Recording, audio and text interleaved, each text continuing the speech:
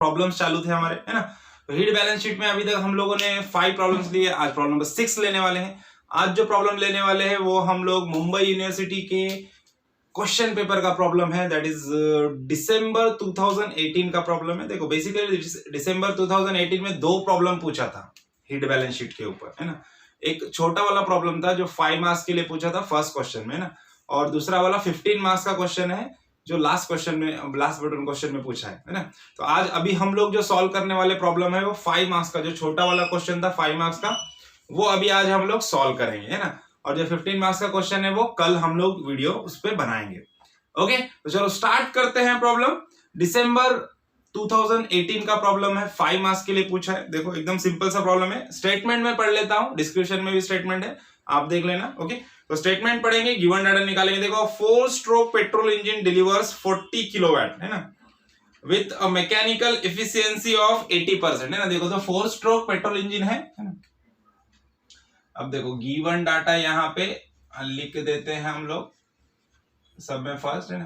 तो given data में first क्या बोला है, 4 स्ट्रोक पेट्रोल इंजन, है ना। अभी देखो 4 स्ट्रोक रहेगा तो क्या रहता है, 4 stroke is equal to capital N is equal to, sorry, small N is equal to क्या होगा, कैपिटल एन बाय 2 रहेगा। ओके, और क्या बोल रहा है, 40 किलोवाट्स, मतलब कौन सा पावर दिया है ये, 40 किलोवाट ब्रेक पावर दिया है, 40 किलोवाट। और देखो आगे क्या बोल रहा है, मैकेनिकल एफिशिएंसी 80%, है ना। तो मैकेनिकल इफिशियंसी दे दिया है हम लोग को 80%। अब देखो और क्या बोल रहा है, the fuel consumption of the engine is 0.4 kg पर किलोवाट आवर। देखो अब देखो क्या बोल रहा है, फ्यूल कंजम्पशन मतलब मास ऑफ फ्यूल दिया है, कितना दिया है, 0.4, कैसे दिया है, kg पर किलोवाट आवर, है ना। अब देखो पर किलोवाट के लिए है ये, है ना, 0.4 kg पर किलोवाट आवर के लिए, है ना, मतलब 1 किलोवाट आवर के लिए 0.4, है ना। तो उस हिसाब से जितना किलोवाट रहेगा अपना उससे मल्टीप्लाई करेंगे तो केजी पर आवर मिलेगा अपने को, है ना।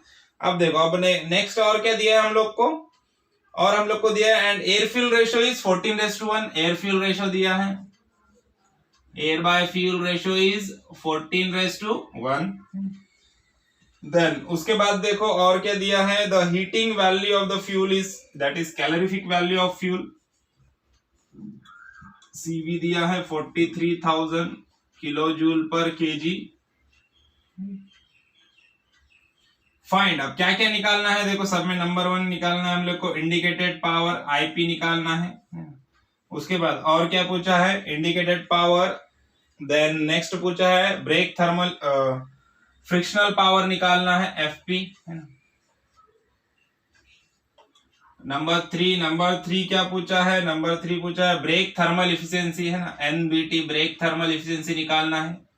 देन नंबर 4 क्या निकालना है, नंबर 4 निकालना है the fuel consumption per hour, है ना, फ्यूल कंजम्पशन पर आवर मतलब मास of fuel, fuel consumption per hour निकालना है। देन उसके बाद क्या बोला है, लास्ट बोला है हम लोग को air consumption, mass of air per hour, ये भी निकालना है।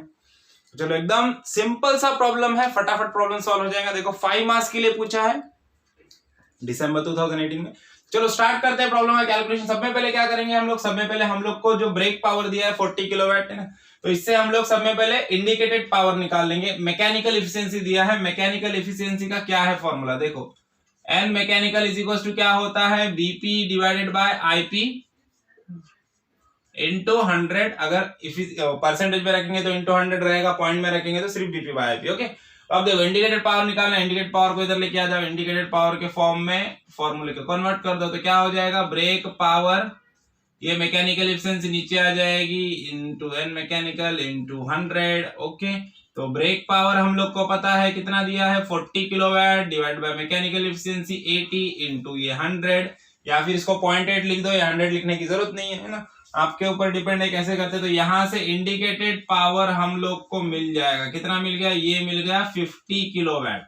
ओके, ये मिल गया indicated power 50 kilowatt, first point हमारा मिल गया। अब सेकंड हम लोग को पूछा है एफपी, फ्रिक्शनल पावर, है ना।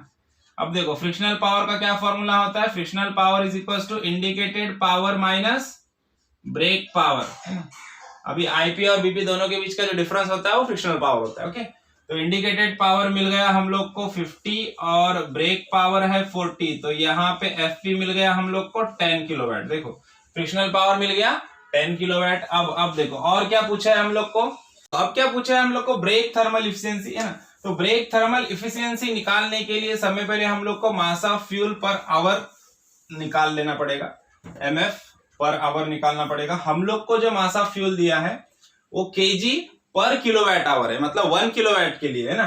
तो 0.4 एमएफ इज इक्वल टू क्या हो रहा है 0.4 केजी पर किलोवाट आवर है ना। तो पर किलोवाट के लिए, लेकिन हमारा ब्रेक पावर कितना है 40 किलोवाट है ना। तो 40 किलोवाट के लिए क्या हो जाएगा, इंटू 40 से मल्टीप्लाई करना पड़ेगा इसको है ना। तो आंसर आ जाएगा 60 केजी पर आवर। ये हो गया मास ऑफ फ्यूल या फिर fuel consumption in KG per hour है ना, जो हम लोग को पूछा है पॉइंट नंबर 4 में है ना। अब नंबर 3 पे आते हैं, brake thermal efficiency. Brake thermal efficiency का फॉर्मूला क्या है, BP divided by mass of fuel into CV, calorific value. Brake power divided by mass of fuel into calorific value है। अब यहाँ पे देखो ब्रेक पावर हमारा किलोवाट में रहेगा, 40 किलोवाट है। तो अभी मास ऑफ फ्यूल किस में चाहिए, केजी पर सेकंड में चाहिए ना। तो हमारे पास केजी पर आवर में है, 16 केजी पर आवर है। तो डिवाइडेड बाय क्या करेंगे, इसको 60 इंटू 60 या फिर 3600 से मल्टीप्लाई कर, डिवाइड कर दो है ना। अब CV कैलोरीफिक वैल्यू दिया है हम लोग को 43,000 है ना।